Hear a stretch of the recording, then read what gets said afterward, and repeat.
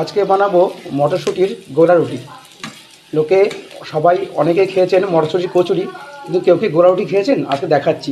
এখানে ক্যাপসিকাম আর বিনস ভাজা হচ্ছে, এখানে গাজর, কিছুটা পেঁয়াজ কেটে রেখেছি, এখানে রয়েছে আটা, এর মধ্যে নুন, হলুদ, জিরের গুঁড়ো, চানা মশলা, চাট মশলা, গরম মশলা সব দিয়ে এটাকে মাখানো হয়েছে। এর ওপর ডিম পড়বে, আটার মধ্যে ঢেলে দেবো।